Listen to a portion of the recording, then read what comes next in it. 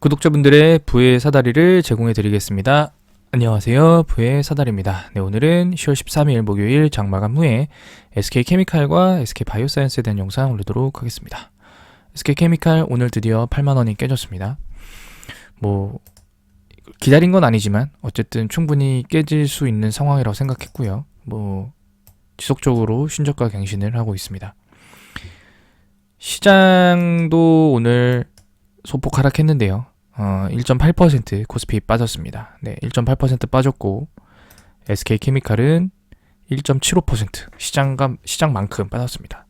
다행이라고 생각하면은 장 막판에, 그러니까 초반에 좀 77,700원까지 빠졌다가 장 막판에 끌어올리면서 그나마 조금 반등하는 그런 모습을 보이긴 했습니다. 일단 이런 특별한 상황에서 사실은 외인의 매수는 정말 특별하다고 봅니다. 이런 상황에서도 보통 외인의 매도가 나왔는데요. 프로그램도 매도가 나왔는데 외인의 매수가 들어왔다라는 부분은 지금 UBS와 JP모건이 매수를 해줬습니다.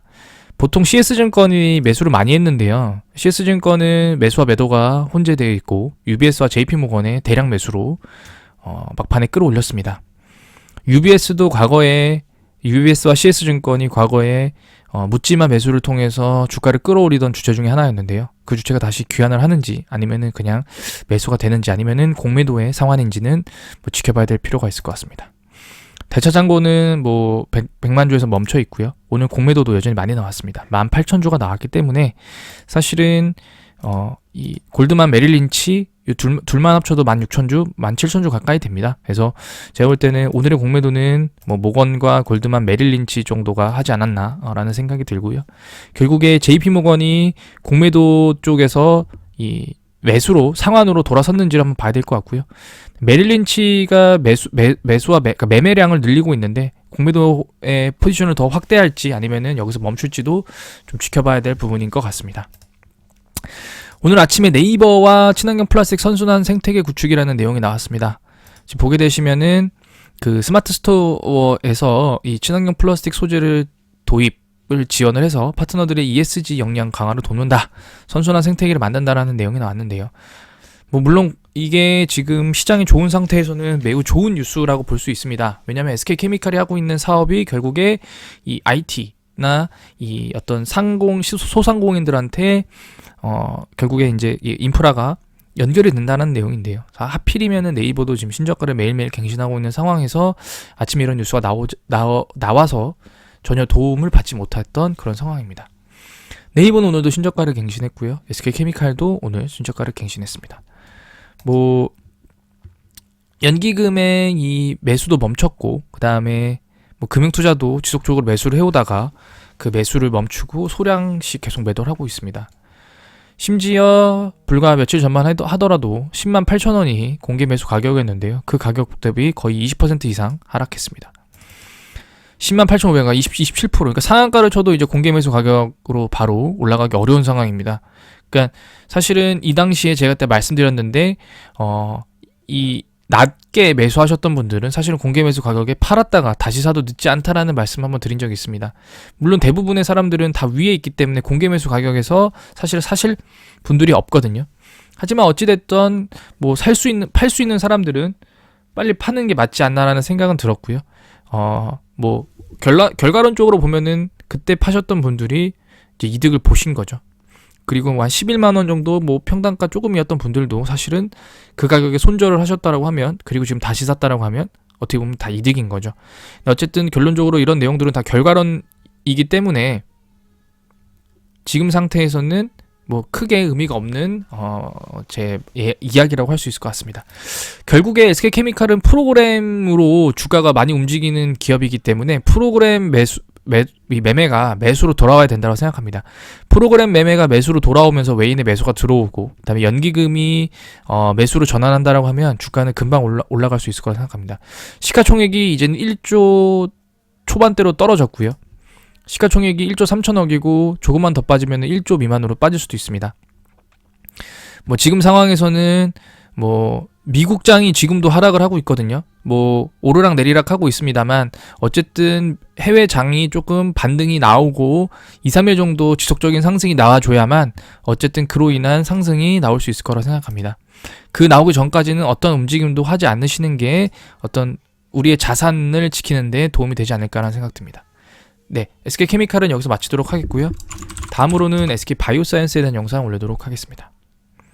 SK바이오사이언스 오늘 상승을 좀 했다가 바로 다시 하락을 해서 72,700원 시가 대비 상승으로 마감했지만 하락으로 마감했습니다. 오늘은 독특하게 기관의 매수가 많이 들어왔는데요. 그러니까 지금 이게 이 수급이 일관성이 있어야 되는데 아직까지 일관성이 없습니다. 외인의 매수가 계속 들어온다던가 아니면 기관의 매수가 계속 들어와야 되는데요. 하루는 외인의 매수, 하루는 기관의 매수이기 때문에 어떤 특별한 움직임을 보일 수가 없고 그 움직임에 따라서 매매를 할 수 없는 상황입니다. 특별한 뉴스는 없습니다. SK바이오사이언스도 결국에 그 코로나19의 그 옷을 벗어야 되는데 아직까지 벗기는 어려운 상황이고요. 그래서 지금 공매도도 여전히 많이 나오고 있고 17.69%, 대차장고는 660만 주. 그 다음에 뭐 JP모건과 골드만삭스는 공매도를 상한한 것처럼 보입니다만 어쨌든 오늘도 공매도는 많이 나왔습니다.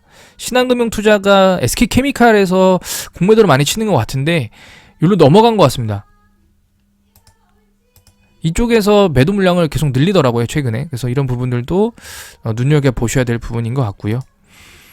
뭐 오늘 한번 삼성바이오로직스는 하락을 했고요. 그 다음에 셀트리온은 오늘 소폭 상승했습니다. 저는 결국에 SK바이오사이언스를 볼 때 항상 셀트리온과 삼성바이오로직스를 이 기준 삼아 보고 있고요.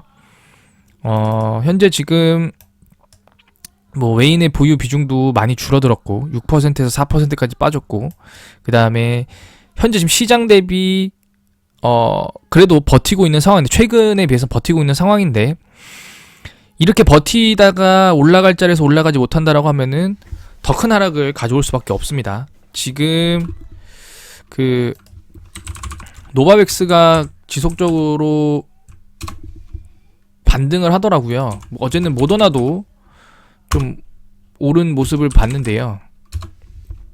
노바백스가 지금 목요일 13일 오늘은 지금 20.24불 그러니까 어제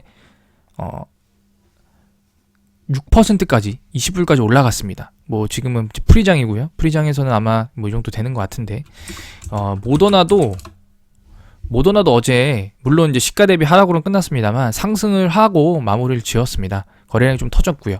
그러니까 바이오 쪽이 다시 이 수급이 들어온다라는 건 결국에 그 코로나19 관련된 바이러스가 재확산이 된다라는 내용 이거나 아니면은 그냥 시장의 인버스 그러니까 반대의 급부 역할로 이 뭐 옛날에 컨택트주가 언택트 컨택트로 해서 컨택트 관련된 주가 올라가면 리오프닝 관련 주가 올라가면은 언택트 관련 주가 떨어지고 리오프닝 주가 떨어지면 언택트가 올라가고 이런 모습일 수도 있습니다. 이거는 아직까지는 명확하게는 확인이 안 되고요. 어쨌든 어제 최근에 노바백스 상승했음에도 불구하고 SK바이오사이언스는 큰 움직임이 보이지 않았다는 부분은 일단은 첫 번째로는 공매도 물량들이 여전히 많이 있고 두 번째로는 과거에 지속적으로 SK바이오사이언스의 가격을 지지해주던 연기금이 현재는 어떤 포지션도 갖고 있지 않고 그냥 관망을 하고 있기 때문에 SK바이오사이언스의 반등이 좀 어려운 것은 사실이다 라는 말씀을 드리도록 하겠습니다. 뭐 지금 모든 시장들이 다 어렵습니다. 코스피 같은 경우에는 오늘 1.8% 빠졌고요. 코스닥 같은 경우에는 오늘 3% 가까이 빠졌습니다. 심지어 코로나 이전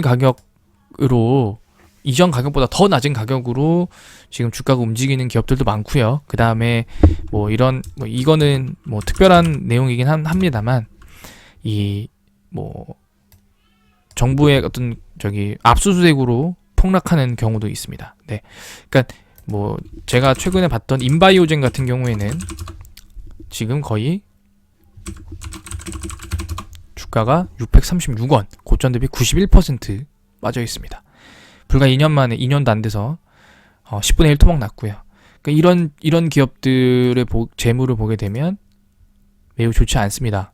매출이 35억이고요. 현금 유보율은 160%, 부채 비율은 낮지만 뭐 지속적으로 적자 기업입니다. 이런 기업들에 물릴 거냐? 물론 물리지 않으면 좋지만 이런 기업에 물릴 거냐? 아니면은 그래도 뭐 1,000억 이상의 매출이 나오고 단기순이익도 많이 나오고 부채도 낮고 현금도 늘어나고 있는 이런 기업에 물릴 거냐? 사실은 이런 원론적인 내용들밖에 말씀드릴 수 없는 현재 상황이 되게 죄송스럽긴 합니다만 모든 종목이 다 그렇습니다. 뭐 네이버도 신저가, 카카오도 신저가, 삼성전자도 신저가, 하이닉스도 신저가. 신저가가 아니고 신고가를 갱신한 기업을 찾기가 어려울 정도로 코스피 대형주 중에서 그 정도로 힘든 상황입니다. 미국 선물지수도 지속적으로 지금 오르락 내리락 하면서 갈피를 못 잡고 있는 상황에서 우리나라 같이 어떤 미국의 어떤 영향을 받고 있는 그런 나라의 주식이 미국이나 해외의 어떤 시장 흐름과 무관하게 상승하기는 어려운 상황입니다. 이런 부분들을 참고하시고 어려운 시장에서 조금 더 힘내셨으면 좋겠습니다. 네, 오늘 영상은 여기서 마치도록 하겠습니다.